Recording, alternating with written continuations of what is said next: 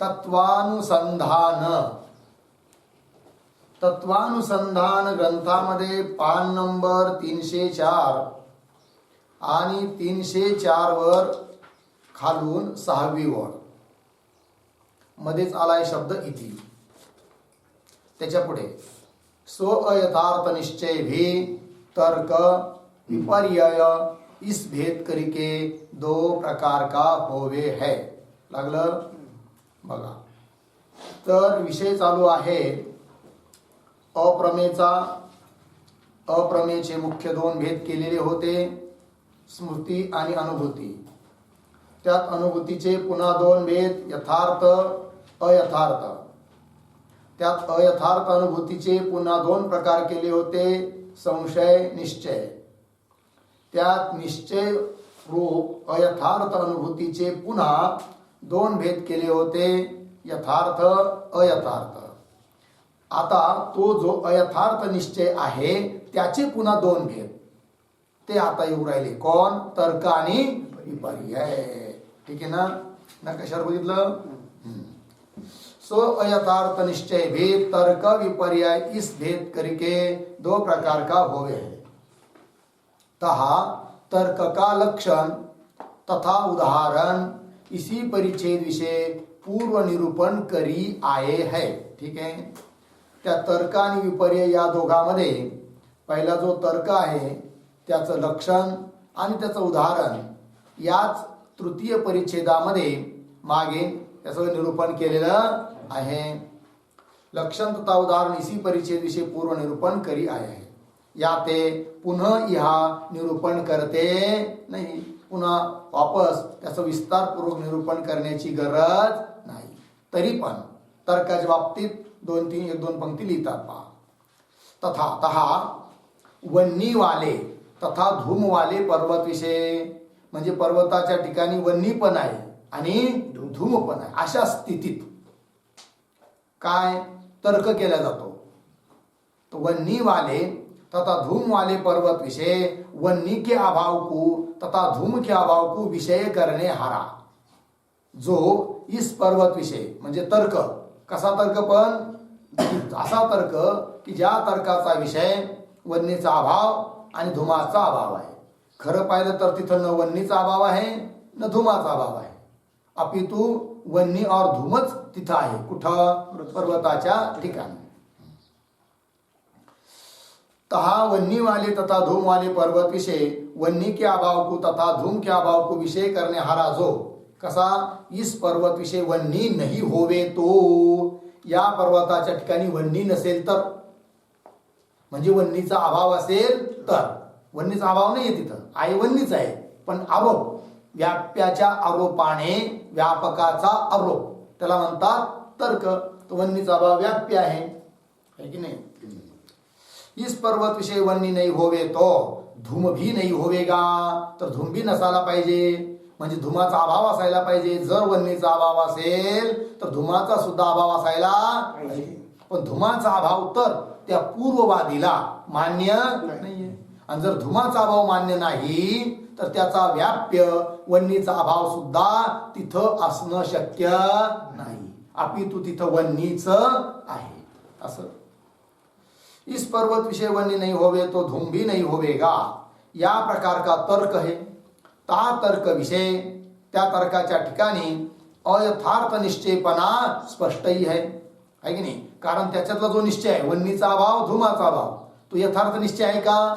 नाही. कारण तिथं वन्नीचा अभाव, तिथं काय वन्नीचा अभाव बी नाहीये, धुमाचा अभाव बी नाहीये, अपितु वन्नी धुमच आहे.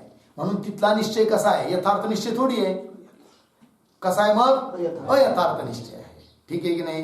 म्हणून तर्क सुद्धा कशात आला? अयथार्थ निश्चयाच्याच अंतर्गत आलेला आहे.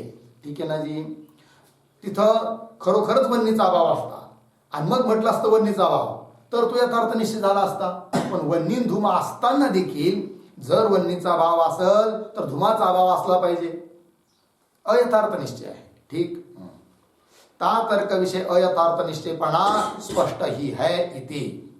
अब विपर्यय का निरूपण करे है. आता अयथार्थ निश्चयाचे 2 भेद केले होते की नाही? कोण कोण? तर्क आणि विपर्यय. तर्काचं विवेचन विस्तारपूर्वक झालं. आता विपर्यय त्याचे दोन भेद करतात. पुन्हा अगोदर त्याचं लक्षण करतात. अब विपर्यय का निरूपण करे है. तहा मिथ्या ज्ञानम विपर्यय. विपर्यय म्हणजे काय? मिथ्या ज्ञान आहे की नाही.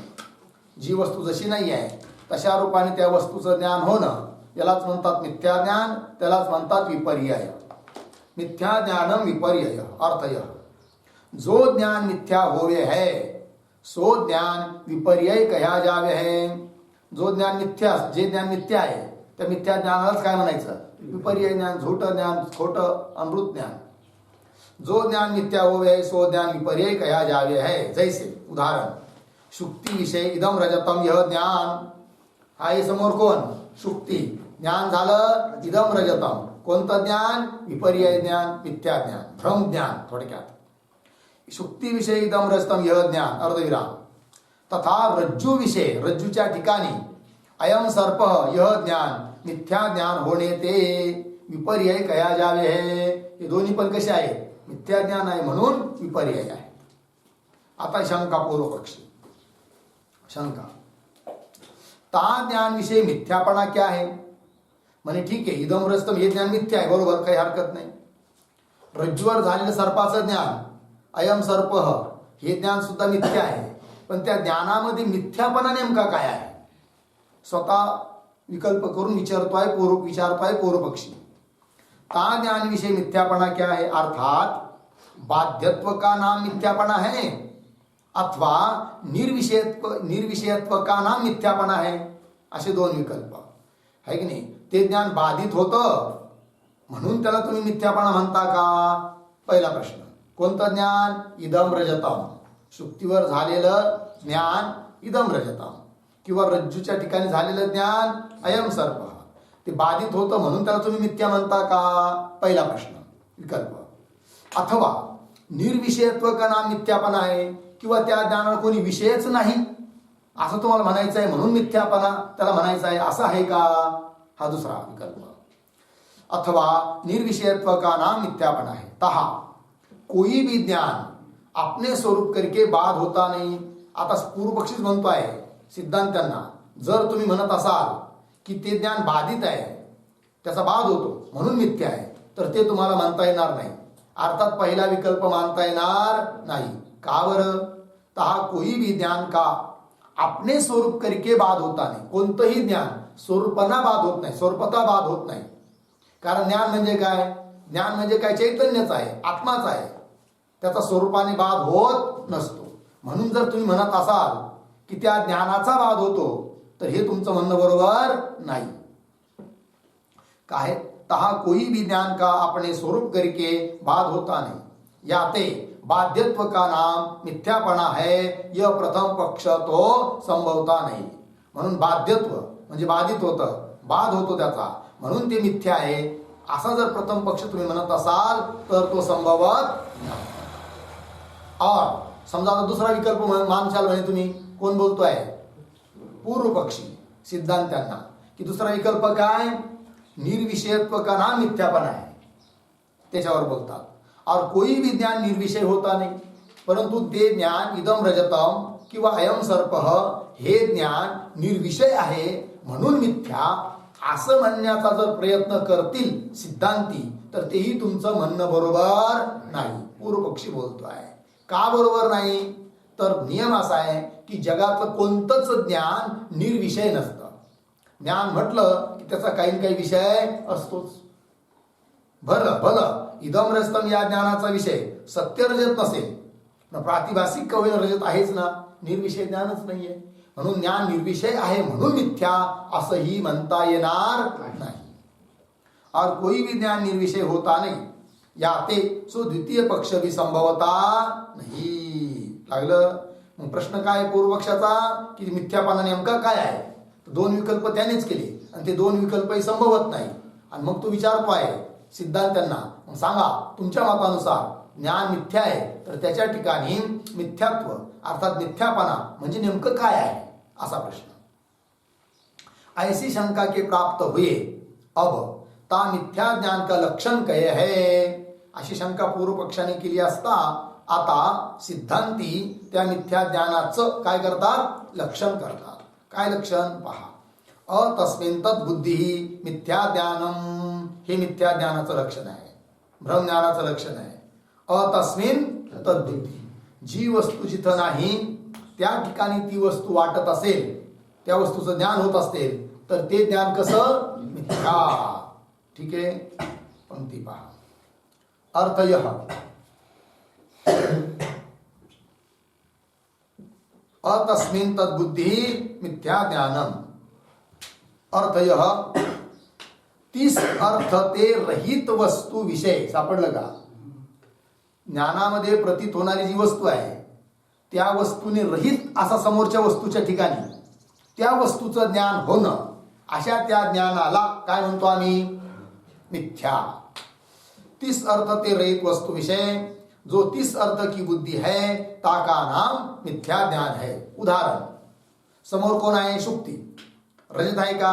नाही. पण ज्ञान कशाचं उभं राहिलं? रजत. ज्ञानामध्ये विषय म्हणून प्रतीत होणारं जे रजत, त्या रजताचा समोर असणाऱ्या शुक्तीच्या ठिकाणी काय आहे? अभाव. तरी सुद्धा अतस्मिन्, म्हणजे जिथं रजत नाही तिथं रजत बुद्धी होऊ राहिली.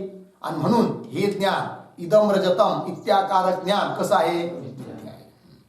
जैसे रजत ते रहित शुक्ती विषय, रजत रहित शुक्तीच्या ठिकाणी जो इदम रजतम यह रजत बुद्धि है ताका नाम मिथ्या ज्ञान है. लागलं? तहा यद्यपि ज्ञान का स्वरूप ते बाद होता नाही, ही गोष्ट बरोबर आहे की नाही? पूर्व पक्षी म्हणला होता ना, कोणत्याच ज्ञानाचा स्वरूपतः काय होत नाही? बाद. ठीक. यद्यपि ज्ञान का स्वरूप ते बाद होता नाही, कारण ज्ञान चैतन्यच आहे, आत्माच ज्ञान आहे, स्वरूपतः त्याचा बाद होत नाही. तथापि विषय के बाधते ता ज्ञान का बाद कहा जावे है. परंतु त्या ज्ञानाचा जो विषय त्याचा जर बाद होत असेल तर त्या ज्ञानाचा सुद्धा बाद झाला असा व्यवहार होतो. म्हणून ज्ञानाचा बाद म्हणता येतो. यद्यपि घटाकाशाचा स्वरूपतः आकाशाचा नाश होत नाही, पण घट रूप उपाधीचा नाश जर झाला तर घटाकाशाचा नाश झाला असा व्यवहार घडतो, उपाधीच्या धर्माला घेऊन. त्याप्रमाणे तथापि विषय के बाधते, विषयाचा बाद झाल्याने ता ज्ञान का बाद कया जावे है. ठीक. स्वबाध्यत्व ता ज्ञान विषय मिथ्यापणा आहे. आणि अशा प्रकारचं बाध्यत्व, बाधित होणे हेच त्या ज्ञानाच्या ठिकाणी काय आहे? मिथ्यापणा आहे. की नाही? मग जगातलं कोणतं ज्ञान मिथ्या? बरं, ज्या ज्ञानाचा विषय बाधित आहे, बाद होतो, ज्या ज्ञानाच्या विषयाचा बाद होतो ते ज्ञान मिथ्या. जसं अयम सर्प, हे ज्ञान कसं आहे? मिथ्या आहे. का? अयम सर्प या ज्ञानाचा विषय जो सर्प, त्याचा बाद होतो. त्याचा बाद होतो म्हणजे काय? तिथं त्याच्या अभावाचा निश्चय होतो.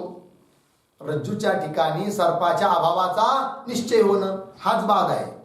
आणि असा सर्परूप विषयाचा बाद होत असल्यामुळे त्या सर्परूप विषयाला ग्रहण करणारं जे ज्ञान अयम सर्प इत्याकारक ज्ञान, ते आहे मिथ्या ज्ञान. बरोबर? आता ध्यान द्या. समोर घट ठेवलेला आहे आणि ज्ञान झालं अयम घटः. हे ज्ञान मिथ्या आहे असं म्हणता येतं का? नाही. का बरं हे ज्ञान मिथ्या नाही आहे? अयम घट हे ज्ञान मिथ्या का नाही? हा, अयम घट या ज्ञानाचा विषय जो घट, त्याचा बाद होत नाही, म्हणजे तो तिथं खोटा ठरत नाही, त्याचा अभाव आहे असा निश्चय होत नाही. कळलं की नाही? अयम घट या ज्ञानाचा विषय जो घट, त्या घटाचा तिथं अभाव आहे असा निश्चय होतो का नाही? घटच तिथं आहे, त्याच्यामुळे विषयाचा बाद होत नाही, म्हणून ज्ञानाचा देखील बाद नाही असा अर्थ. पहिली पंक्ती. हा काय? तहा यद्यपि ज्ञान का स्वरूप ते बाद होता नहीं, तथापि विषय के बाधते, विषयाचा बाद होत असल्याने ता ज्ञान का बाद कहा जावे. स्वबाध्यत्व म्हणजे बाधित होणापणा, ता ज्ञान विषय त्या ज्ञानाच्या ठिकाणी मिथ्यापणा है इति. और पुढे सो उक्त विपर्यय रूप भ्रम भी. बघा आता अयथार्थ निश्चयाचे दोन भेद केलेले आहे बघा. तर्कानी विपर्यय लिहिलंय ना कशामध्ये. ठीक. आता तो जो विपर्यय आहे की नाही त्याचे पुन्हा दोन भेद. विपर्यय ज्ञान म्हणजे ब्रह्मज्ञान, त्याचे पुन्हा दोन प्रकार. ब्रह्मज्ञानाचे पुन्हा दोन प्रकार. काय काय बरं पहा. सो उक्त विपर्यय भ्रम रूप विभ्रम विपर्यय रूप भ्रम भी निरुपाधिक भ्रम सोपाधिक भ्रम इस भेद करके दो प्रकार का होवे है. लागलं नकाशात लिहून घ्या. विपर्यय याच्या खाली अधोरेखा करून त्याचे दोन विभाग दाखवा. निरुपाधिक भ्रम सोपाधिक भ्रम.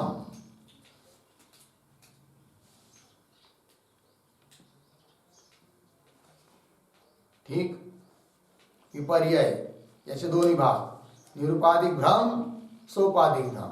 बरोबर. आता त्या निरुपाधिक जो भ्रम आहे त्याच्या खाली पुन्हा अधोरेखा करून त्याचे पुन्हा दोन भेद दाखवा. बाह्य, दुसरा आहे अंतर. अंतर बाह्य अंतर म्हणजे अंदर. ठीक आहे. निरुपाधिक भ्रमाचे पुन्हा किती भेद? दोन. कोण बाह्य आणि अंतर. पुन्हा सोपाधिक भ्रम आहे की नाही त्याचे पुन्हा दोन भेद करा. बाह्य आणि अंतर.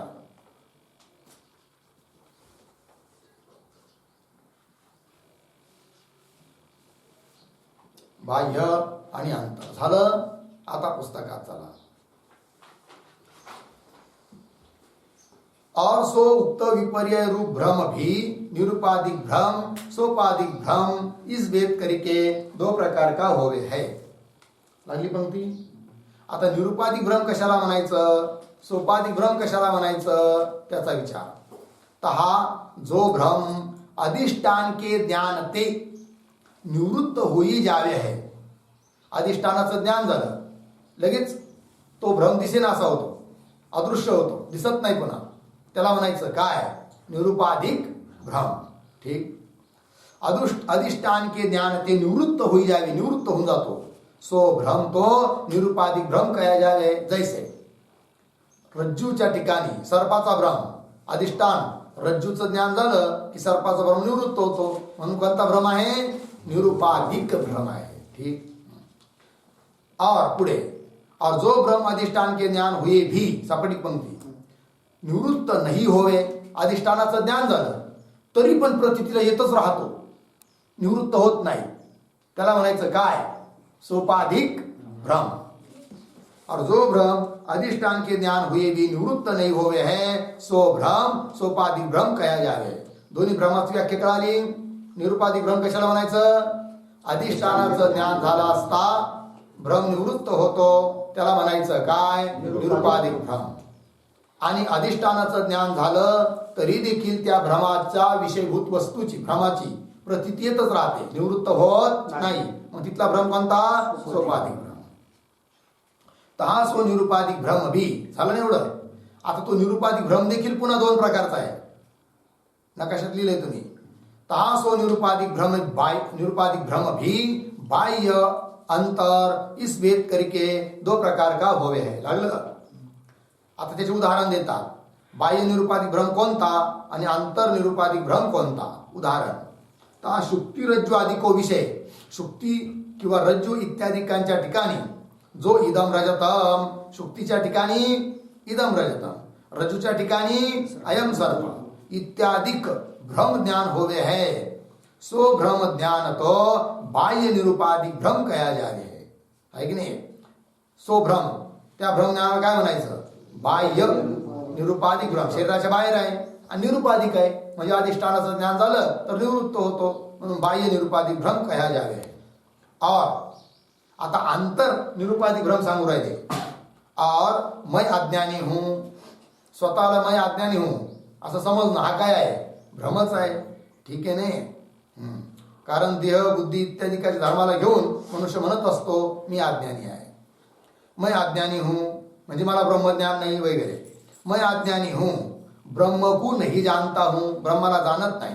या प्रकार का जो भ्रम है सो भ्रम अंतर निरुपाधिक भ्रम कहा जाए. कारण तिथं सुद्धा अधिष्ठान ब्रह्मतत्वाचं ज्ञान झालं तर अध्यस्त अज्ञानाची निवृत्ती होते. म्हणून कोणता भ्रम आहे तो निरुपाधिक भ्रम आहे. अंतर निरुपाधिक भ्रम कहा जाए. तहा शुक्ती रज्जू अधिक अधिष्ठान के ज्ञान ते. शुक्तीचं ज्ञान झालं किंवा रज्जूचं ज्ञान झालं, अधिष्ठानाचं ज्ञान झालं, अधिष्ठानाचे ज्ञान ते अधिष्ठानाचं ज्ञान झाल्याने इदम रजतम अयम सर्प इत्यादी भ्रम की निवृत्ती होई जावे. ही शुक्ती आहे असं ज्ञान झालं तर इदम रजतम या भ्रमाची काय होते निवृत्ती होते. किंवा रज्जूचं ज्ञान झालं तर अयम सर्प या भ्रमाची काय होते निवृत्ती होते. म्हणून इदम रजतम किंवा अयम सर्प हा कोणता भ्रम आहे निरुपाधिक भ्रम आहे.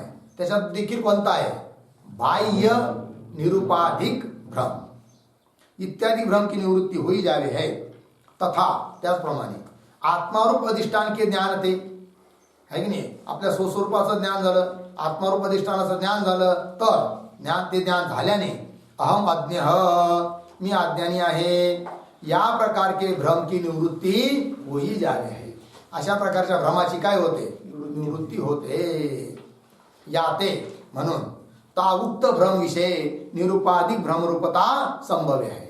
म्हणून हा भ्रम देखील कोणता आहे अहमज्ञ. हा भ्रम देखील कसा आहे निरुपाधिकच भ्रम आहे. पण कसा अंतर निरुपाधिक भ्रम लागलं. इस प्रकार दूसरा सोपाधिक भ्रम भी. आता निरुपाधिक भ्रमाचं विवेचन झालं तर विपर्यायाचे दोन भेद केलेले आहेत मुख्य. कोण कोण निरुपाधिक भ्रम सोपाधिक भ्रम. त्यात निरुपाधिक भ्रमाचे दोन भेद बाह्य आणि अंतर. त्या दोघांचं सुद्धा उदाहरण वगैरे दिले. आता सोपाधिक भ्रमाचे देखील दोन प्रकार आहे बाह्य सोपाधिक भ्रम अंतर सोपाधिक भ्रम. त्याचा विचार चालू करतात. इस प्रकार दूसरा सोपाधिक भ्रम भी बाह्य अंतर इस भेद करके दो प्रकार का हो गया है. बरोबर. बाह्य सोपाधिक भ्रम अंतर सोपाधिक भ्रम. सोपाधिक भ्रम म्हणजे काय बरं उपाधिनियुक्त. बरोबर आहे. पण त्याची परिभाषा काय केली आता अधिष्ठानाचं ज्ञान झालं तरी देखील ज्याची निवृत्ती होत नाही त्याला म्हणायचं काय सोपाधिक भ्रम. माग एकदा विवेचन होऊन गेलं आहे निरुपाधिक भ्रमाचं सोपाधिक भ्रमाचं. तर सोपाधिक भ्रमाची व्याख्या करताना तिथं केली होती काय की म्हणे कोणतंही कार्य होण्याकरिता अनेक कारण असावी लागतात. त्यात काही निमित्त कारण वगैरे पण असतात. तर त्यापैकी कार्यकाल वृत्ती जे निमित्त कारण असतं कार्यकाल वृत्ती निमित्त कारण म्हणजे असं निमित्त कारण की ते असेपर्यंतच कार्य राहतं. ते निमित्त कारण जर नष्ट झालं उपादान कारणाचा विषय नाही. उपादान कारण गेलं तर कार्य नष्टच होते. त्यात काही वाद नाही आहे. पण काही निमित्त कारणापैकी असेही काही निमित्त कारण असतात की ते नष्ट झालं तर कार्य सुद्धा नष्ट होतं. त्या निमित्त कारणाला म्हणतात काय कार्यकाल वृत्ती निमित्त कारण. आणि असं कार्यकाल वृत्ती रूप जे निमित्त कारण ते आहे इथं सोपाधिक भ्रमामध्ये उपाधी. की ज्या निमित्त कारणाने भ्रमाचं उपादान कारण अज्ञान असेल तो भाग निराळा ते आहेच आहे. परंतु भ्रम झाला आहे आणि असं एक निमित्त कारण आहे की त्या असेपर्यंत तो भ्रम दिसतच राहणार जरी अधिष्ठानाचं ज्ञान झालं तरी. मग असं जे निमित्त कारण ज्याला म्हणतात कार्यकाल वृत्ती निमित्त कारण ती तिथं उपाधी असते. आणि त्या उपाधियुक्त तो भ्रम असल्यामुळे त्याला म्हणतात काय सोपाधिक भ्रम. उदाहरण स्फटिक आहे. स्फटिक सफेद आहे आणि जपा कुसुमाचं फूल लाल आहे. मग लाल फुलावर स्फटिक ठेवला तर तो स्फटिक सुद्धा काय दिसायला लागतो लाल. मग स्फटिक लाल आहे का वस्तुतः लाल नाही पण लाल दिसतो. याचा अर्थ तो भ्रम आहे. पण तो भ्रम कसा आहे सोपाधिक भ्रम आहे. जरी तिथं तुम्ही स्फटिक उचलून बाजूला घेऊन पाहिला म्हणजे अधिष्ठानाचं ज्ञान झालं तरी देखील त्याच्यामध्ये स्फटिक त्या फुलावर लाल फुलावर ठेवल्यावर पुन्हा त्याच्यामध्ये लालिमा दिसतेच म्हणजे भ्रम होतोच. अर्थात अधिष्ठानाचं ज्ञान झाल्यावर सुद्धा भ्रम होऊच राहिला. हा सोपाधिक भ्रम आहे. मग तिथं कोण उपाधी आहे बरं तर अधिष्ठान आणि आरोप्य पदार्थाचं सान्निध्य. अधिष्ठान आहे स्फटिक आणि आरोपित पदार्थ आहे कोण रक्तमा लालिमा ती फुलाच्या ठिकाणी आहे. त्यांचं सान्निध्य आहे तिथं. आणि ते सानिध्यच काय तिथं उपाधी आहे. आणि ते कसं आहे, कार्यकाल वृत्ती निमित्त कारण आहे. जोपर्यंत स्फटिकामध्ये लालिमा दिसते आहे की नाही, ती लालिमा तोपर्यंत दिसते जोपर्यंत त्या स्फटिकाबरोबर त्या लाल फुलाचा संबंध आहे. मग कार्य असेपर्यंत ते निमित्त कारण असावं लागतं. दोन्ही जर वेगवेगळे केले, फुल वेगळं केलं, स्फटिक वेगळा केला, सानिध्य हटवलं, निमित्त कारण गेलं, तर लालिमा त्या स्फटिकात दिसत नाही. म्हणून स्फटिकामध्ये लालिमा दिसणे रूप जे कार्य, त्याच्याकरिता निमित्त कारण कोण आहे? फुलाचं आणि स्फटिकाचं सानिध्य. त्याला म्हणायचं कार्यकाल वृत्ती निमित्त कारण. आणि तीच आहे मग काय? उपाधी. बरोबर आहे की नहीं? हाँ, चला आता इस प्रकार दूसरा सोपाधिक भ्रम भी बाह्य अंतर इस भेद करके दो प्रकार का होवे आहे. लागलं? आता दोघांचं उदाहरण पण देतील. तहा रक्त गुणते रहित शुक्ल स्फटिक विषय उदाहरण दिलं आहे. कोणतं उदाहरण आहे? बाह्य सोपाधिक भ्रमाचं उदाहरण आहे. बरोबर, स्फटिकाचं. ता रक्त गुणते रहित शुक्ल स्फटिक विषय. स्फटिक कसा आहे? शुक्ल म्हणजे सफेद आहे, त्याच्यात लाल गुण नाही आहे पण दिसतो. रक्त गुणते रहित शुक्ल स्फटिक विषय. शुक्ल स्फटिकाच्या ठिकाणी रक्तवर्ण वाले जपा कुसुमाधिक द्रव्य की, जपा कुसुमाधिक लाल रंगाचं कागद बना, फूल बना, समीपता हुए, द्रव्य की समीपता हुए जो लोहित स्फटिक, हे ज्ञान होऊ राहिलं. हे ज्ञान कोणतं आहे?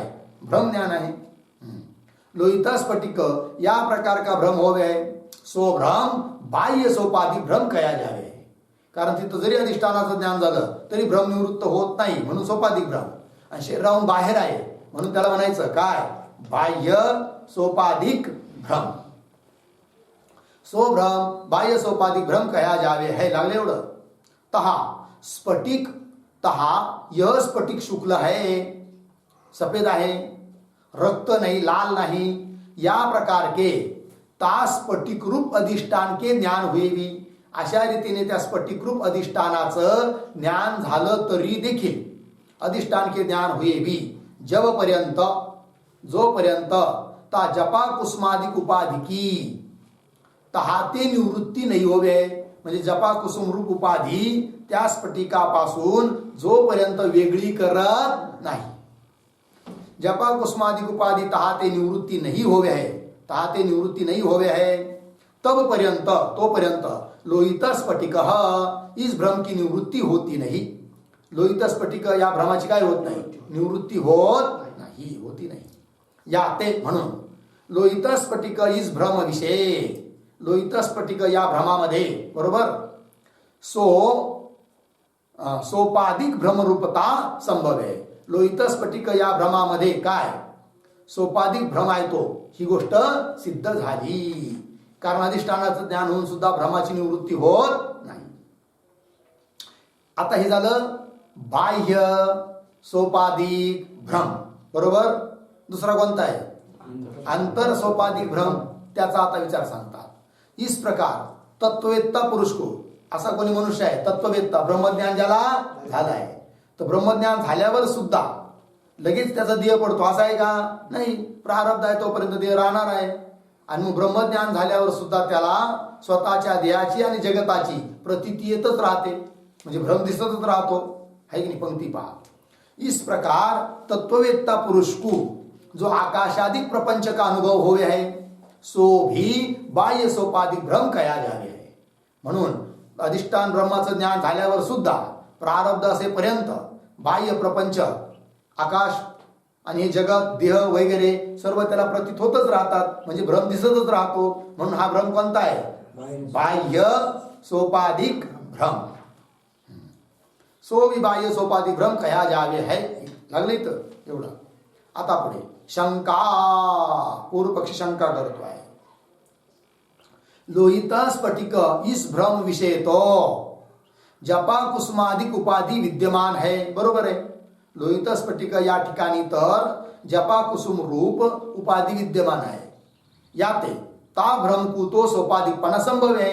म्हणून लोहित स्फटिक या भ्रमाला सोपाधिक भ्रम म्हणणं संभवतं. लागलं. परंतु ता प्रपंच भ्रम विषय कोई उपाधी देखणे विषय आवता नाही. परंतु प्रपंचाचा जो भ्रम होत आहे, समस्त जगत दिसत आहे, या प्रपंच भ्रमामध्ये तर कोणती उपाधी दिसून येत नाही. आणि जर उपाधी नसेल तर या प्रपंचाच्या भ्रमाला सोपाधिक भ्रम कसं म्हणणार, अशी शंका आहे. कुणाची? पूर्वपक्षाची. परंतु ता प्रपंच भ्रम विषय कोई उपाधी देखणे विषय आवता नाही. याते म्हणून ता प्रपंच भ्रम को सोपाधिकपणा संभवता नाही. म्हणून या प्रपंच भ्रमाला सोपाधिकपणा म्हणणं संभवत नाही. कोण म्हणतो? पूर्वपक्षी. का बरं? प्रपंचाला तो सोपाधिक भ्रमपणा का मानायला तयार नाहीये? उपाधी कोणी दिसत नाही. ही मान्य आहे त्याला की अधिष्ठान ब्रह्माचं ज्ञान झाल्यावर सुद्धा प्रारब्ध असेपर्यंत प्रपंच दिसतो, निवृत्त होत नाही. ही गोष्ट जरी बरोबर असली तरी पण तिथं उपाधी दिसत नाही ना. आणि जर उपाधी दिसत नसेल तर त्याला तुम्ही सोपाधिक भ्रम कसं मानणार?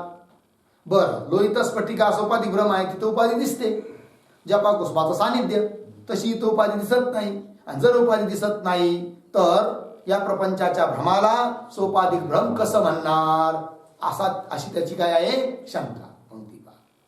परंतु ता प्रपंच विषय कोई उपाधी देखणे विषय आवता नहीं.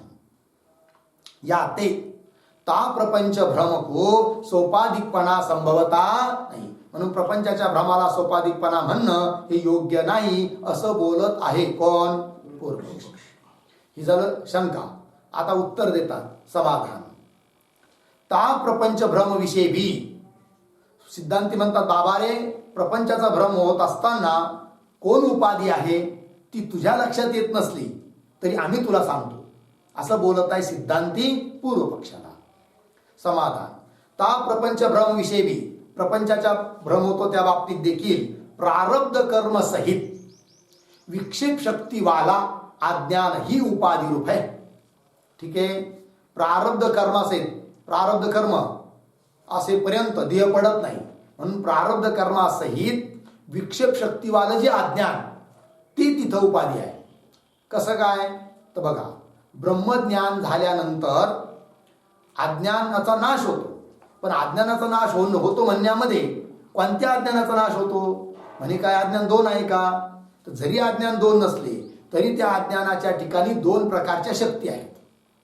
एक आवरण शक्ती, एक विक्षेप शक्ती. तर अधिष्ठानाचं ज्ञान झालं असता आवरण शक्ती विशिष्ट अज्ञानाची निवृत्ती होते, विक्षेप शक्ती विशिष्ट अज्ञानाची निवृत्ती होत नाही. आहे की नाही? विक्षेप शक्तीयुक्त अज्ञान राहतच, आहे की नाही? आणि मग विक्षेप शक्तीयुक्त अज्ञान राहणं तीच आहे काय? उपाधी. मग म्हणे ते विक्षेप शक्तीयुक्त अज्ञानाची निवृत्ती कधी होणार? की ज्याची निवृत्ती अधिष्ठानाच्या ध्यानाने पण होऊ शकली नाही. तर त्याचं काय कारण? तर ते विक्षेप शक्तीरूप अज्ञान सुद्धा तोपर्यंत राहतं जोपर्यंत प्रारब्ध विद्यमान आहे. प्रारब्ध संपलं की ते विक्षेप शक्तीरूप अज्ञान ते सुद्धा निवृत्त होऊन जातं. अशी वेदांताची प्रक्रिया आहे. लागला अर्थ? चला. ता प्रपंच भ्रम विषय भी प्रारब्ध कर्म सहित विक्षेप शक्ति वाला अज्ञान ही उपाधि रूप है. काहे ते का बरं? अहम ब्रह्मास्मि इस प्रकार के अधिष्ठान ब्रह्म के ज्ञान करके, मी ब्रह्म आहे अशा रूपाने अधिष्ठान ब्रह्माचं ज्ञान झालं तरी देखील त्या ज्ञानाच्या द्वारे काय होतं? आवरण शक्ती वाले अज्ञान के निवृत्त हुए भी. आवरण शक्ती वाला अज्ञान ते काय होतं? निवृत्त होतं, आवरण राहत नाही. आवरण शक्ति वाले अज्ञान के निवृत्त हुए भी विक्षेप शक्ति वाले अज्ञान के वशते. विक्षेप शक्ति वाला अज्ञान तसंच राहत असल्यामुळे विक्षेप शक्ति वाले अज्ञान के वशते निमित्तते प्रारब्ध कर्म के नाश पर्यंत तत्ववेत्ता पुरुष को भी सो आकाश आदि प्रपंच का अनुभव होवे है. प्रारब्ध कर्म जोपर्यंत आहे तोपर्यंत, म्हणजे जोपर्यंत प्रारब्ध कर्माचा नाश होत नाही तोपर्यंत त्या ज्ञानी पुरुषाला देखील आकाशादी प्रपंचाचा अनुभव होतच राहतो. लागला अर्थ? मग आता हा आकाशादी प्रपंचाचा म्हणजे जगताचा हा जो भ्रम आहे हा कोणता भ्रम ठरला? मग सोपाधिक भ्रम. पूर्व पक्ष बाह्य सोपाधिक भ्रम. पूर्व पक्षी काय म्हणत होता की उपाधी नाही आहे, तर उपाधी त्याला दाखवून दिली. कोण उपाधी आहे? प्रारब्ध कर्म सहित विक्षेप शक्ती रूप अज्ञान हीच काय आहे? उपाधी आहे. आणि म्हणून उपाधी संभवत असल्यामुळे हा प्रपंचाचा जो भ्रम आहे तो बाह्य सोपाधिक भ्रम आहे.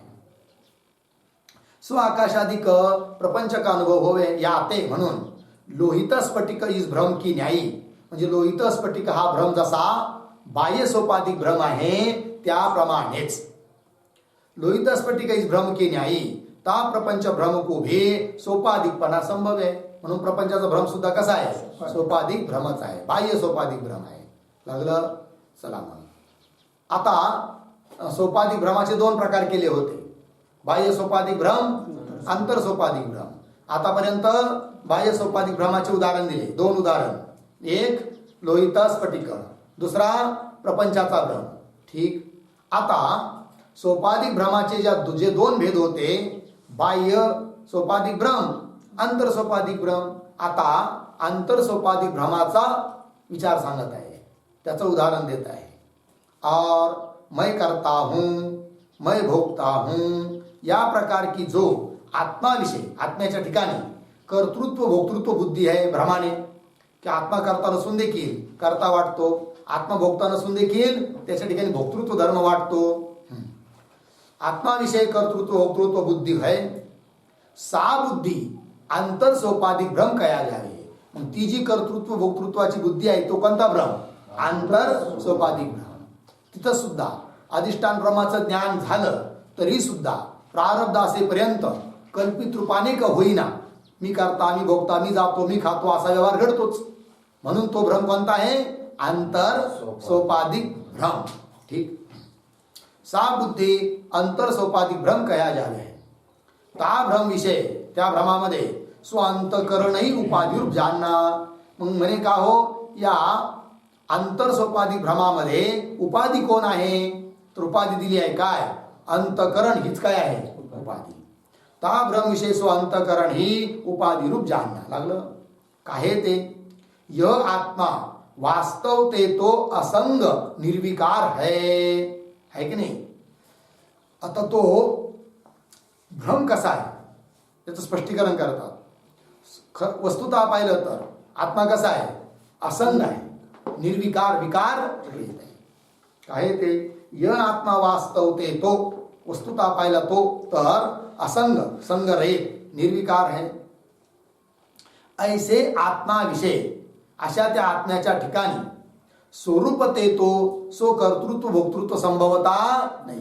स्वरूपता आत्म्या ठिकाणी कर्तृत्व पण नाही आहे आणि भोक्तृत्व पण नाही आहे. किंतु ता अंतकरण विषय रहे हुए कर्तृत्व भोक्तृत्व हे धर्म कोणाचे आहे? अंतकरणाचे आहे. परंतु अंतकरणाचे धर्म आहे, उपाधीचे धर्म आहे, पण उपाधीच्या ठिकाणी न वाटता कुठं वाटतात? आत्म्याच्या ठिकाणी. किंतु अंतकरण विषय रहे हुए ते कर्तृत्व पुढे काय आहे? वक्तृत्व आहे ना, तर वक्तृत्व नाही पाहिजे तिथं. काय पाहिजे? वच्या जागी भो, भोक्तृत्व अधिक धर्म असं पाहिजे. 307 वर वरून दुसरी वळ पहिला शब्द आहे. किंतु ता अंतकरण विषय रहे हुए ते कर्तृत्व भोक्तृत्व अधिक धर्म अविवेकते आहे की नाही? म्हणजे स्वस्वरूपाचं यथार्थ ज्ञान नसल्यामुळे अविवेकते ता आत्माविषय आरोपण करे जावे. म्हणजे आत्मा करता भोगता नसून देखील लोक आपल्या आत्म्यालाच करता भोगता समजतात, आरोप करतात. भ्रम आहे तो. तर आत्माविषयी आरोपण करे जावे याते म्हणून अहम करता, अहम भोक्ता इत्यादिक बुद्धीविषयी सोपाधिक भ्रमरूपता संभव्य है. म्हणून मी करताय, मी भोगताय इत्यादी बुद्धी, बुद्धी म्हणजे ज्ञान, या ज्ञानामध्ये आहे काय? भ्रमरूपता. पण कोणती? सोपाधिक भ्रमरूपता संभव्य है. ठीक. इस प्रकार स्वप्न विषय आणखीन उदाहरण देतात. अंतर सोपाधिक भ्रमाचं एक उदाहरण दिलं काय? मी करताय, मी भोगताय इत्यादी अंतर सोपाधिक भ्रम आहे. आणखीन उदाहरण पहा. इस प्रकार स्वप्न विषय जो रथाधिक पदार्थों का ज्ञान होवे है. स्वप्नामध्ये रथ, घोडे, नदी आहे की नाही, पहाड, मंदिर, अनेक पदार्थ दिसतात. कुठं? स्वप्न। इस प्रकार स्वप्न विषय जो रथाधिक पदार्थों का ज्ञान होवे है, सो ज्ञान भी अंतर सोपाधिक भ्रम ही है। ते ज्ञान सुद्धा कसं आहे, अंतर सोपाधिक भ्रम आहे, स्मृती रूप नाही आहे। स्वप्न म्हणजे स्मृती नाही आहे। स्वप्न हा काय आहे, अंतर सोपाधिक भ्रम आहे, अनुभव रूप आहे तो, स्मृतीत नाहीये स्वप्न। का बरं, त्याचं कारण सांगता, स्मृती रूप नाहीये। का हे ते, स्वप्न का ज्ञान जो कदाचित स्मृती रूप होता तो, जर समजा स्वप्न ज्ञान हे जर स्मृतीरूप असतं तर स्वप्नातल्या पदार्थांची प्रतीती इदम रूपाने नसती आली, सहरूपाने आली असती, है की नाही। भूतकालीन ते वस्तू आहे अशी प्रतीती आली असते, परंतु तशी प्रतीती येते का, नाही।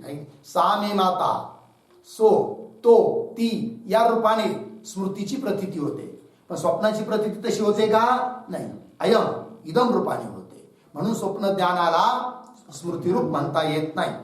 काय येते, सो स्वप्न का ज्ञान जो कदाचित स्मृतिरूप होता तो, स रतः, स आणि रथ अलग करा, सह संस्कृत शब्द आहे, रथ या प्रकार काही ता ज्ञान का आकार होता, तो रथ आहे, तो घोडा आहे, असं जसं चित्रात पाहून आपण बोलतो की नाही, सह मे पिता, तशी प्रतीती यायला पाहिजे होती। तो रथ म्हणजे मी पूर्वी पाहिला तो रथ, असा सरत या प्रकार काही ता ज्ञान का आकार होता, परंतु ता स्वप्न विषय त्या स्वप्नामध्ये सरत इस प्रकार का ज्ञान होता नहीं। तो रथ असं ज्ञान थोडी होत आहे, मग कसं ज्ञान होतं, किंतु अयम रथ, हा रथ आहे, किंवा रथम पश्यामी, मी रथाला पाहत आहे, या प्रकार काही ज्ञान होवे। याते म्हणून स्वस्वप्न का ज्ञान सोपाधिक भ्रम रूप अयथार्थ अनुभव ही है, स्मृती रूप नाही। एकंदरीत काय ठरलं, ते स्वप्नाचं ज्ञान कसं आहे, सोपाधिक भ्रम रूपच आहे, अंतर सोपाधिक भ्रम आहे आणि अयथार्थ अनुभवाच्याच अंतर्गत आहे। ठीक, अयथार्थ अनुभव ही है, स्मृति रूप नहीं। याते ता स्वप्न को अयथार्थ स्मृति रूप मानने हारे तार्किकों का मत असंगत है। तार्किक नाही एक लोक त्या स्वप्नाला काय म्हणतात, अयथार्थ स्मृती मानतात, परंतु ते त्यांचं म्हणणं बरोबर नाही। याते ता स्वप्न को अयथार्थ स्मृति रूप मानने हारे तार्किकों का मत असंगत है। लागलं, आता पुढे शंका। आता यावर पुन्हा पूर्व पक्षी शंका करतो आहे। काय म्हणतो तो पहा, ता स्वप्न ज्ञान को जो स्मृति रूप नहीं मानोगे। नाही एकाधिकांची शंका आहे, ते म्हणतात स्वप्न ज्ञान काय आहे, स्मृती आहे। जर तुम्ही त्या ज्ञानाला, स्वप्न ज्ञानाला स्मृती रूप मानलं नाही तर काय अडचण येईल, ते अडचण दाखवतात। पुन्हा त्याचं सिद्धांती उत्तर देतील। शंका, ता स्वप्न ज्ञान को जो स्मृति रूप नहीं मानोगे किंतु अनुभव रूप मानोगे। अनुभव रूप मानत असाल तर तो ता अनुभव के विषयभूत रथाधिक पदार्थों की भी, त्या अनुभवाची विषयभूत कोण, रथाधिक पदार्थ। तो ता अनुभव के विषयभूत रथाधिक पदार्थों की भी तहा उत्पत्ती माननी होवेगी। कोण बोल राहिला, पूर्व पक्षी म्हणजे शंकाकार, नाही एखादी पुन्हा पापंक्ती शंकापासून। ता स्वप्न ज्ञान को जो स्मृती रूप नाही मानोगे, म्हणजे त्यांचं म्हणणं काय, स्मृती रूप आहे। मग ते पूर्व पक्षी म्हणतात सिद्धांताला स्मृती रूप तुम्ही माना, आणि जर स्मृती रूप म्हणत नसाल तर काय अडचण येईल पहा। किंतु अनुभव रूप मानोगे, जर अनुभव रूपच मानत असाल तर ता अनुभव के विषयभूत रथाधिक पदार्थों की भी ता उत्पत्ती माननी होवेगी। कारण अनुभव म्हणलं की अनुभवाचा विषय समोर असावा लागतो। स्मृती आणि अनुभवात हाच फरक आहे। स्मृती जेव्हा होते तेव्हा स्मृतीचा विषय समोर असण्याची गरज नसते। भूतकालीन नष्ट पदार्थाची सुद्धा होत असते काय, स्मृती आहे। म्हणून आम्ही स्वप्नाला स्मृती म्हणतो, कारण तिथं वस्तू आहेच नाहीये, म्हणून ती स्मृती आहे, असं पूर्व पक्षी बोलतो आहे। आणि जर तुम्ही त्या स्वप्नाला स्मृतिरूप म्हणत नसाल, अनुभवरूप म्हणत असाल तर तिथं ते स्वप्नाचे विषय रथ वगैरे उत्पन्न होतात असं मानावं लागेल। कोण बोलतो आहे, पूर्व पक्षी। रथाधिक पदार्थों की भी ता उत्पत्ति माननी होगी और स्वप्न विषय 3 रथाधिकों की उत्पत्ती संभवती नाही. पण स्वप्नामध्ये त्या रथाधिक पदार्थाची उत्पत्ती होते असं तुम्ही म्हणता असाल की हो स्वप्नामध्ये काय होते, स्वप्नात त्या पदार्थाची उत्पत्ती होते असं जर तुम्ही सिद्धांती म्हणत असाल तर ते तुमचं म्हणणं बरोबर नाही. कोण बोलतोय? पूर्वपक्षी. म्हणजे पूर्वपक्षी आता काय सिद्ध करू राहिला की स्वप्नामध्ये रथाधिक पदार्थाची उत्पत्ती म्हणणं योग्य नाही का, त्याचं कारण तो देतो पूर्वपक्षी. त्यातून काय सिद्ध होईल की त्याच्यातून त्याला असं म्हणायचं आहे की जर स्वप्नातल्या पदार्थाची उत्पत्ती होत नाही तर त्या स्वप्नातल्या पदार्थाला विषय करणारं जे स्वप्न ज्ञान ते अनुभवरूप म्हणू नका. कारण अनुभवरूप म्हणलं की समोर विषय पाहिजे आणि विषय म्हणलं त्याची उत्पत्ती मानावं लागेल आणि उत्पत्ती तर संभवत नाही. म्हणून अनुभवरूप ज्ञान मग मानू नका स्वप्न ज्ञानाला. मग काय माना? स्मृतिरूप माना असं त्याला बोलायचं आहे.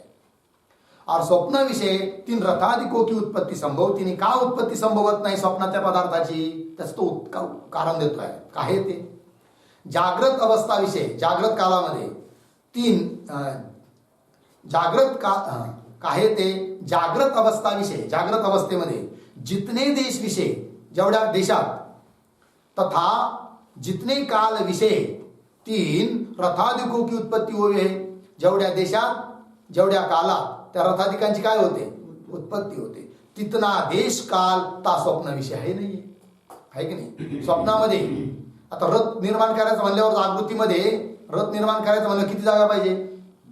कमीत कमी 10x10, 15x10, 20x10 अशी तरी एवढी तरी जागा पाहिजे ना. कमीत कमी किती जरी म्हटलं लहान तर 10x10 अशी तरी पाहिजे की नाही? रथ उत्पन्न करायला, आहे की नाही? गाडी तयार करायला, आहे की नाही? स्वप्नात आहे की एवढी जागा? देह तरी एवढा 3.5 हाताचा. त्याच्यात स्वप्न साऱ्या देहात थोडी पडतं. कंठात बी साऱ्या कंठात थोडी पडतं. त्याच्यात देखील एक नाडी, पुरितत नाडी. आणि ती पुरितत नाडी किती जाड? केस घेतला एक केस डोक्याचा आणि त्याचे उभे 1000 विभाग करायचे, कापायचे त्या केसाला 1000 वेळेस, 1000वा भाग. ती जी जाडी असेल तेवढी जाडी आहे त्या नाडीची. कोणत्या? पुरितत नाडीची. आणि तिच्यात पडतं काय? स्वप्न. मग तिथं स्वप्नातला पदार्थ रथ उत्पन्न होतो हे म्हणता येईल का? योग्य देश नाही, योग्य काल नाही. आणि स्वप्न पडायला किती वेळ लागतो बरं? कधी कधी मनुष्य डुलू काय घेतो, 2 मिनिटात झोप असते, त्याच्यात मोठं स्वप्न दिसून जातं. कधी कधी असंही होतं. कळलं की नाही? पंक्ती पहा काय ते. जागृत अवस्था विषय जितने देश विषय तथा जितने काल विषय 3 रथाधिकों की उत्पत्ति होवे है, तितना देश काल ता स्वप्न विषय है नहीं. और प्रसिद्ध रथाधिकों के उत्पत्ति की पुन्हा सामुग्री पण नाही आहे. व्यवहारातला जो रथ आहे त्याच्या उत्पत्तीची सामुग्री काय? काष्ट. ठीक आहे ना? पंक्ती पहा. और प्रसिद्ध रथाधिकों की उत्पत्ति की जा काष्ट तक्षा अधिक सामग्री आहे. काष्ट म्हणजे लाकूड, तक्ष म्हणजे कोण? सुताराधिक सामुग्री आहे. सा सामुग्री भी ता स्वप्न विषय आहे नाहीये. पण ती सामुग्री पण नाही कुठं? स्वप्नामध्ये नाहीये. सामुग्री नाही, योग्य देश नाही, योग्य काल नाही. और कारण सामुग्री ती विना कार्य की उत्पत्ती होती नाही. कारण असल्याशिवाय कार्य उत्पन्न होत नाही. कार्य उत्पन्न होण्याकरिता काय? जेवढे कारण आवश्यक आहे सारेच असावे लागतात. त्या कारणापैकी एक जरी कारण कमी असलं तरी कार्य उत्पन्न होत नाही. कळलं की नाही? गाडी चालवायची आहे की नाही, आणि ब्रेक फेल झाला, गाडी चालवता येईल का? म्हणजे एवढी मोठी गाडी नसलं तर नसलं, ब्रेक काय उरायला चालवा, जमल का? नाही. जाईल कुठं? खड्ड्यामध्ये कुठंतरी जाऊन आदळत. कळलं की नाही? और एवढं कशाला? एक नट जरी एखादा मेन ठिकाणचा पडला किंवा पेट्रोलची जी नळी आहे ती कापल्या गेली तरी सुद्धा गाडी चालणार नाही. एक थोडंसं पार्ट कमी असलं तरी जमत नाही. सारे अंगाने पूर्ण असावी लागते गाडी, तेव्हा गाडी चालते. उदाहरण दिलं.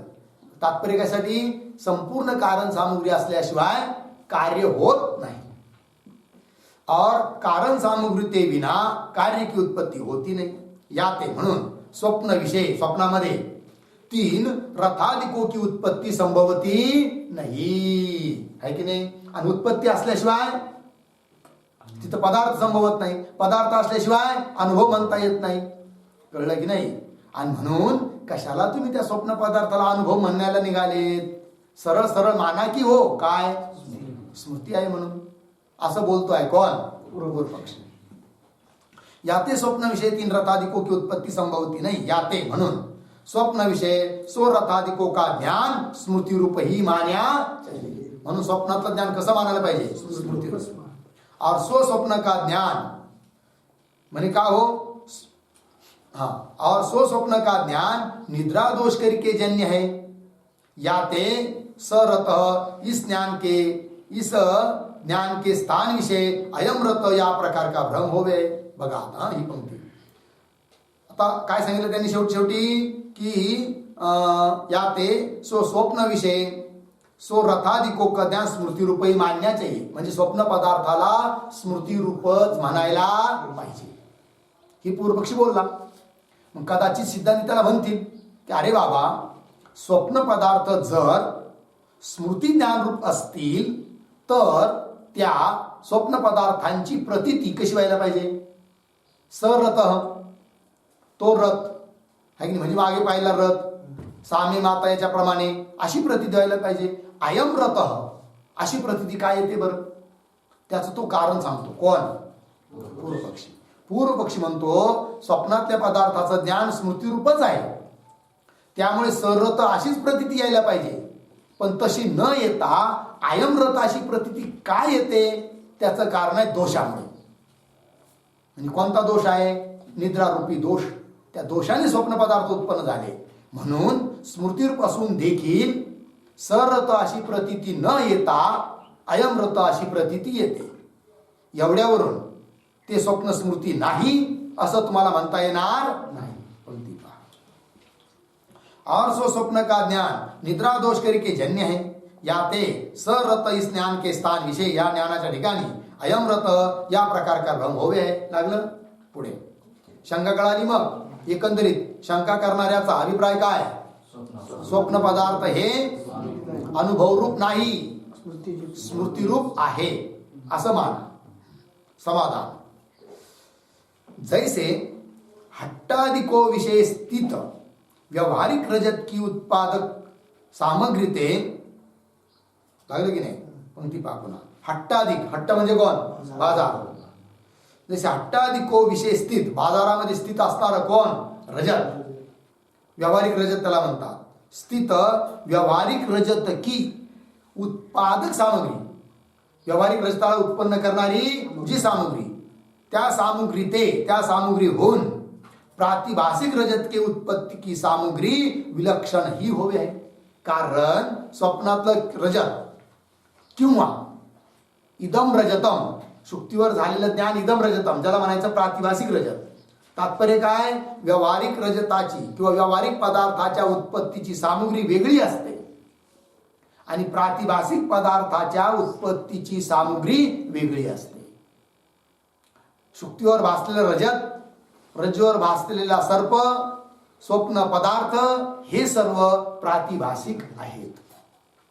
त्यामुळे स्वप्न पदार्थाच्या उत्पत्तीला जरी व्यवहारिक पदार्थाच्या उत्पत्तीची सामग्री नसली तरी प्रातिभाषिक पदार्थाच्या उत्पत्तीला जी सामग्री असावी लागते ती सामग्री इथं आहे. म्हणून स्वप्नामध्ये प्रातिभाषिक रजत उत्पन्न होतं हे म्हणायला काही अडचण नाही असं सिद्धांती बोलतात.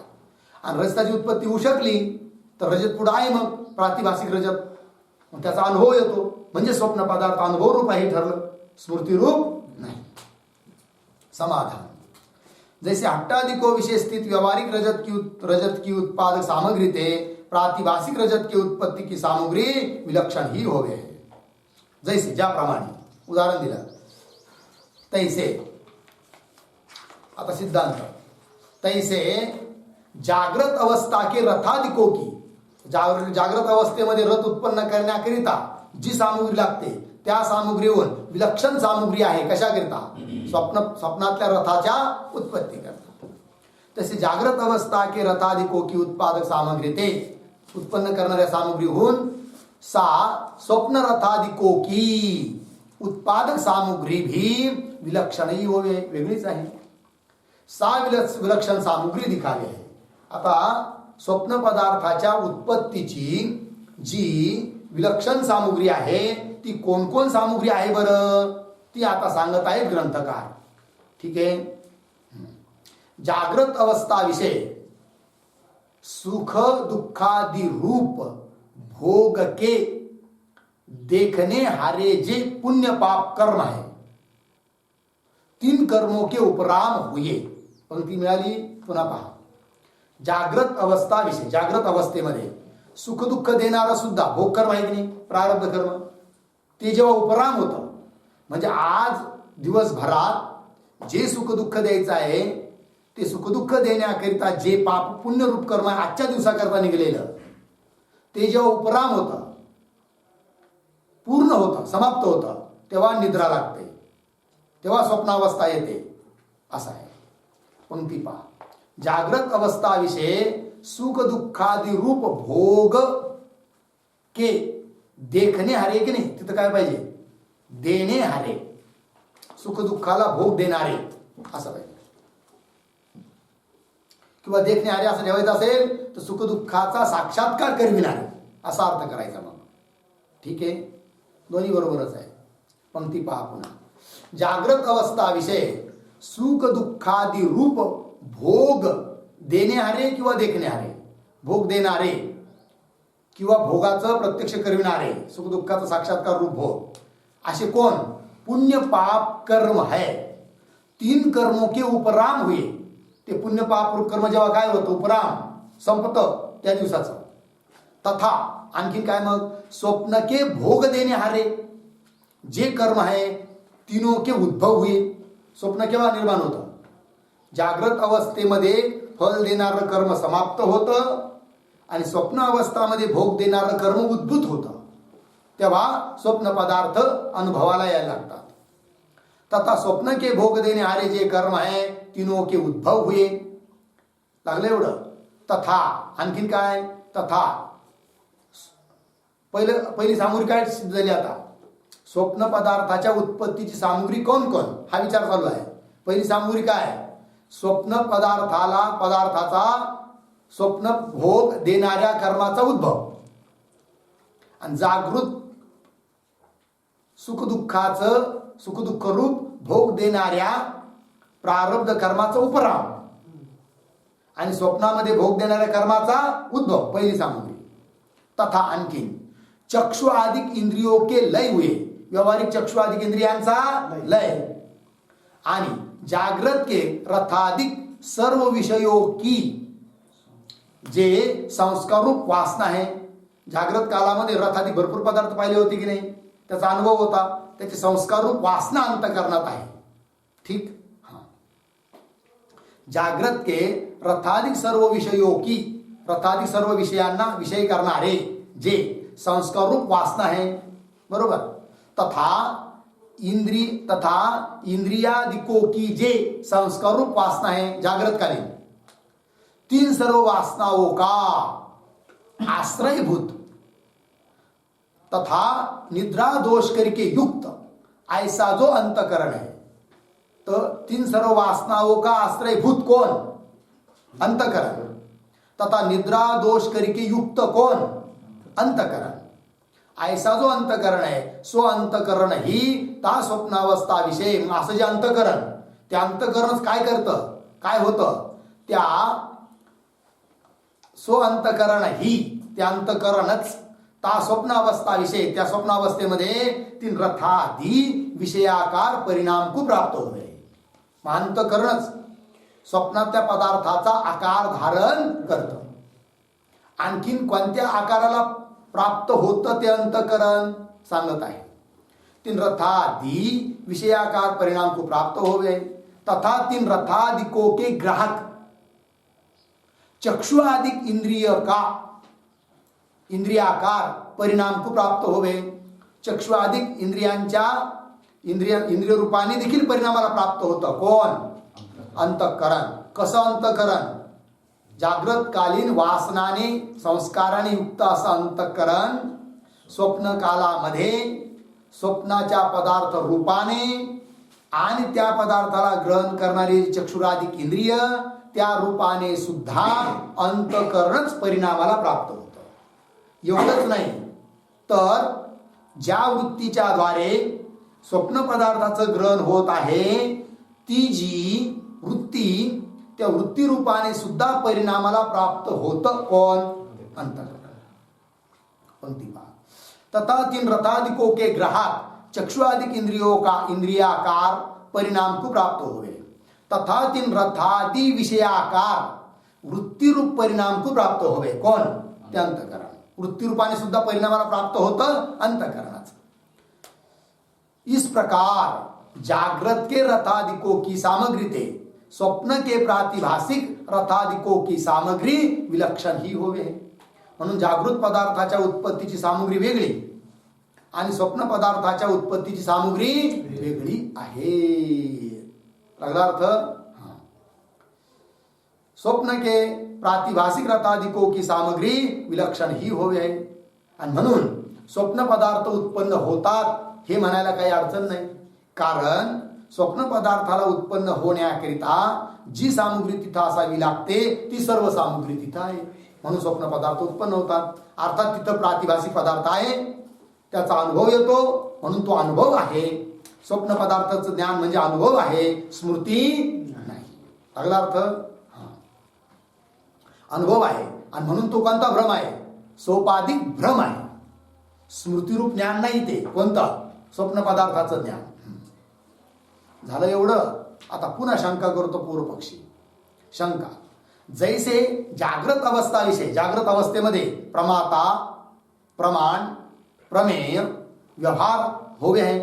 हा प्रमाता आहे, हे प्रमाण आहे, हे प्रमेय आहे, असा व्यवहार घडतो जागृतीत. तैसे त्याप्रमाणे स्वप्न विषय भी स्वप्नामध्ये देखील सो प्रमाता प्रमाण प्रमेय व्यवहार होवे है. याते स्वप्न के पदार्थों को प्रातिभासिक कहना संभवता नाही. म्हणून स्वप्नाच्या पदार्थाला प्रातिभासिक म्हणणं योग्य नाही. कारण जागृतीत जसा व्यवहार होतो प्रमाता प्रमाण प्रमेय तसा स्वप्नात सुद्धा प्रमाता प्रमाण प्रमेय व्यवहार होतो. मग स्वप्न पदार्थाला तुम्ही कसं काय प्रातिभासिक म्हणून राहिले? नाही म्हणायला पाहिजे असं बोलतोय कोण? पूर्वपक्षी. उत्तर देतात सिद्धांती.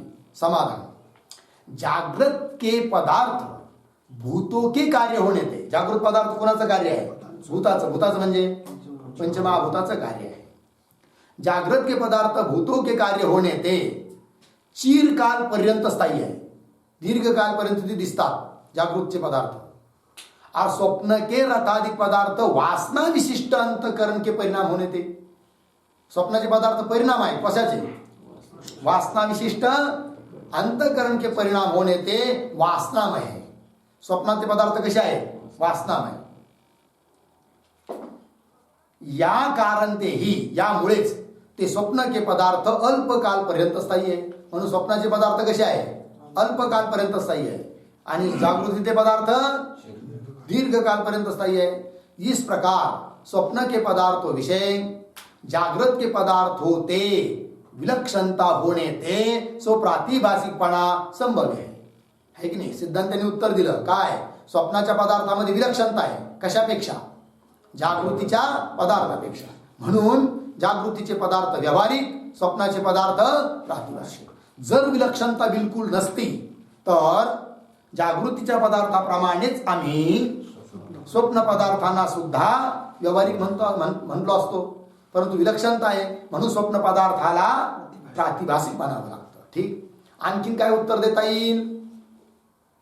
स्वप्न पदार्थाची ब्रह्मज्ञाना वाचून निवृत्ती होते म्हणून देखील स्वप्न पदार्थ कसे आहेत?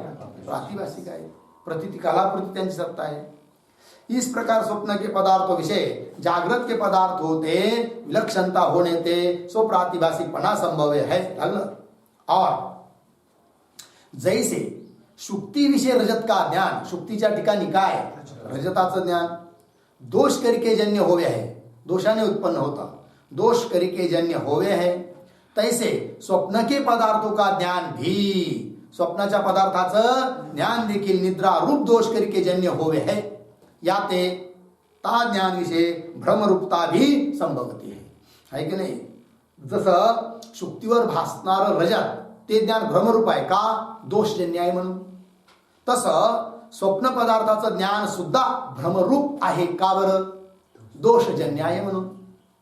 तिथं कोणता दोष, रजताच्या बाबतीत चाकचक्य वगैरे चकचकितपणा, आणि इथं कोणता दोष, निद्रारूपी दोष.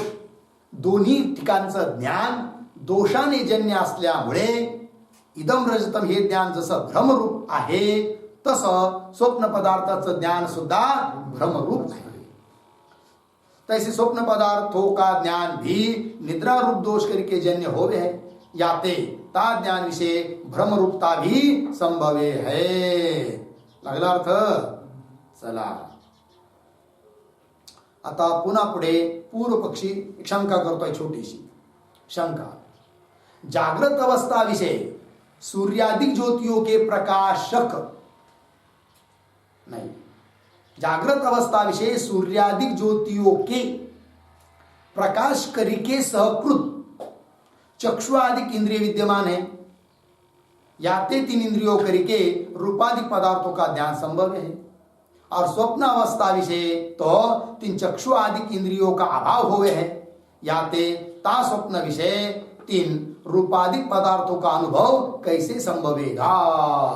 ठीक आहे, सरळ शंका आहे. पूर्व पक्षी म्हणतो जागृत अवस्थेतील जे पदार्थ त्यांचं ज्ञान होऊ शकतं म्हणे, का बरं, तर तिथं सूर्यादिक जे प्रकाशमान पदार्थ आहेत त्यांच्या प्रकाशाने सहकृत प्रकाशाची सहाय्यता घेऊन चक्षुरादिक इंद्रिय विद्यमान आहे जागृतीत, आणि म्हणून त्या इंद्रियांच्या द्वारे जागृतीकालीन पदार्थाचं ज्ञान होतं. चक्षुरादिक विद्यमान आहे, त्यांना प्रकाशाची सहाय्यता पण आहे. पण स्वप्न अवस्थेमध्ये चक्षुरादिक इंद्रियांचाच अभाव आहे. तर चक्षुरादिक इंद्रियांचा अभाव आहे तर स्वप्नात त्या पदार्थाचं ज्ञान कसं काय होईल, नाही व्हायला पाहिजे. पण होतं, मग कसं काय होतं सांगा, असा प्रश्न. स्वप्न अवस्था विषय तो तीन चक्षु आदि इंद्रियों का अभाव हुए है, याते ता स्वप्न विषय त्या स्वप्नामध्ये तीन रूपादिक पदार्थों का अनुभव कैसे संभवेगा, नाही व्हायला पाहिजे. झाली शंका. उत्तर देता दोन वेळी. समाधान. ता स्वप्न विषय जो वासना विशिष्ट अंतकरण विषय इंद्रियादि रूप परिणाम को प्राप्त भया है की नाही. स्वप्नामध्ये काय घडतं, वासना विशिष्ट अंतकरणच विषय रूपाने, इंद्रिय रूपाने, वृत्ती रूपाने परिणामाला प्राप्त होतं. बरोबर. हा, जरी जागृतकालीन इंद्रिय स्वप्नात नसले तरी ते अंतकरणच इंद्रिय रूपाने परिणामाला प्राप्त होतं. म्हणून प्रातिभासिक जशी विषय स्वप्नात आहे तसेच प्रातिभासिक चक्षुआदिक सुद्धा स्वप्नात आहे. ता स्वप्न विषय जो वासना विशिष्ट अंतकरण विषय अर्धविराम इंद्रियादि रूप परिणाम को प्राप्त भया है, ता अंतकरणोपरि साक्षी चैतन्य ही ता स्वप्न के रथादिक पदार्थों को प्रकाश करे. त्या अंतकरणोपरि साक्षी चैतन्य काय करतं, मग त्या रथादिक स्वप्नातल्या रथादिक पदार्थांचं प्रकाशन करतं. पूर्वपक्षी काय म्हणला होता, स्वप्नातल्या पदार्थाचं ज्ञान नाही व्हायला पाहिजे चक्षु आदिकाचा अभाव असल्यामुळे.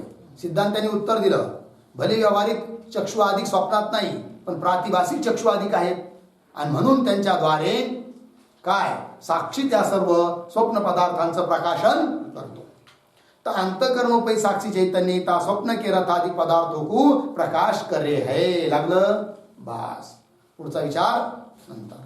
ओम पूर्णमदः पूर्णमिदं पूर्णात् पूर्णमुदच्यते पूर्णस्य पूर्णमादाय पूर्णमेवावशिष्यते. ओम शांति शांति शांति.